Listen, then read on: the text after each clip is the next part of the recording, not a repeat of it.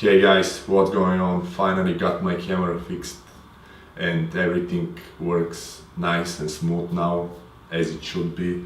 Today is Saturday. I got my camera yesterday on Friday and I actually had not enough time to film the video, but today I went to the gym, did a back training session and I filmed everything. So in this particular video I'm about to show you how I trained back today.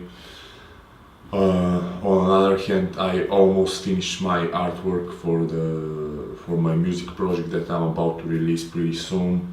And on another hand, my iPhone 4S died yesterday, or actually it was the day before yesterday. But anyway, it was very special, this particular device for me. I felt like I was very connected with it. I had like a relationship, but now I got the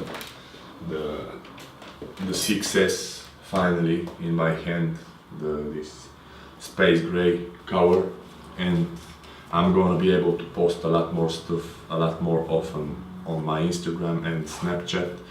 By the way, Instagram is instagram.com/PETEONTHEBEAT. Twitter is, as you can probably see, twitter.com/PETEONTHEBEAT1, and Snapchat is PETEONTHEBEAT. So back on the subject, back training. Today I took a decision to start with, instead of the usual way I prefer to start my back workout with the pullover on a bench press, I took a decision to go straight to the pull downs, and something inspired me to alternate between different grips. What I mean by this, just a quick sip of my favorite black coffee.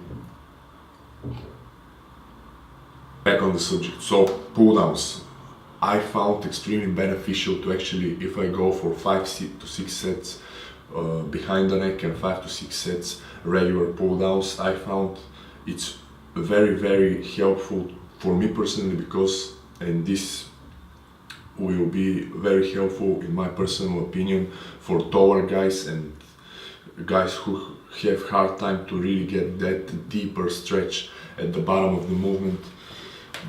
So what I mean is I alternate 2 or 3 sets with a little bit of a more like a narrow type of a grip with the width of my shoulders, that kind of a grip, and the regular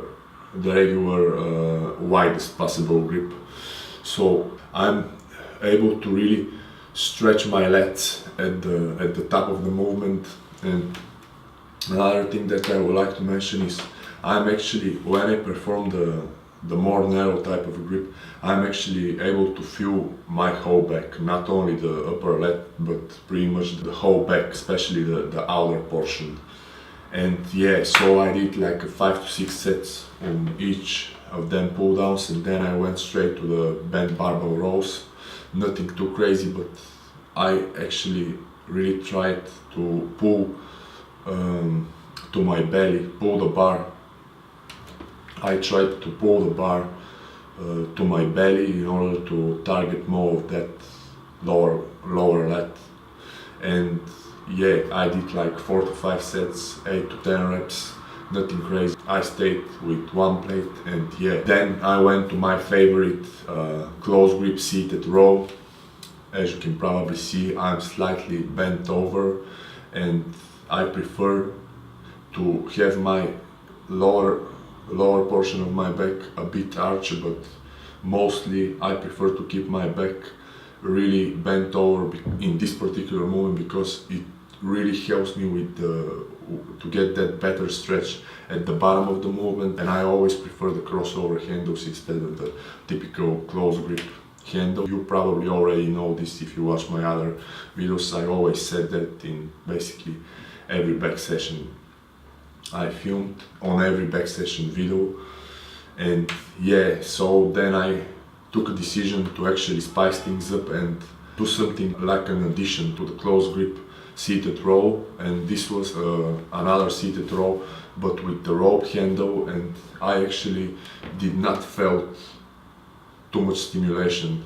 And there is a particular reason that I would like to share with you right now, guys. And basically what I found is the rope handle. This is actually obvious, but I really felt this particular way when I performed the seated row with the rope handle. Basically the rope handle shortens the movement too much for me. I already have that problem with the long arms and long bones, and I'm pretty tall. I'm 6.3 actually, and it gives me a great stimulation, but not that deep of a contraction, not that deeper contraction such as the seated row with the close grip, or the seated row with the close grip using the crossover handles. This for me personally is my favorite, and I personally think this is the best for taller guys. If you really bend taller, you are able to really stretch your whole back, and it's like after performing a set of these, my whole back is full of blood. This is how I feel about it.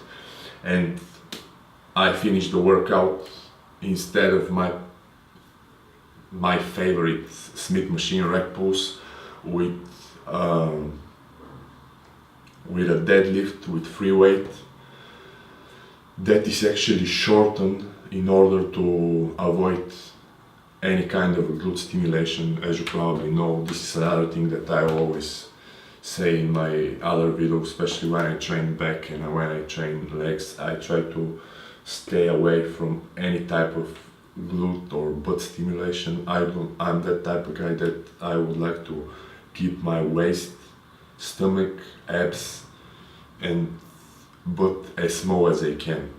This is my personal preference. I'm not saying that having a big butt is not cool. If that's your thing, go for it.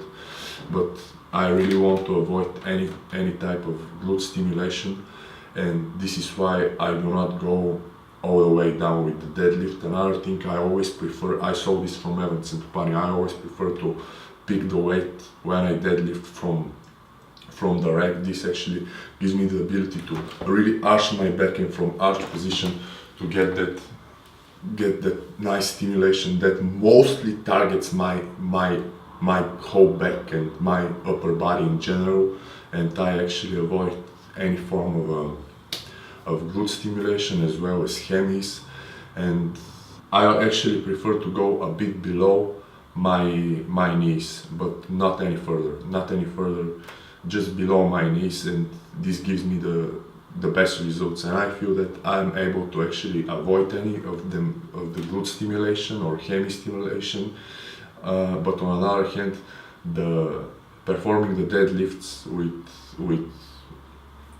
free weight really makes me fuller and thicker, and basically I feel my whole upper body gets full with blood when I perform this particular exercise, and I will probably stick with it during this transformation and see what happens. So yeah, I would like to thank you for watching. I'm gonna wrap it up for now. Now I'm about to show the whole routine with a little bit of music that is produced by me.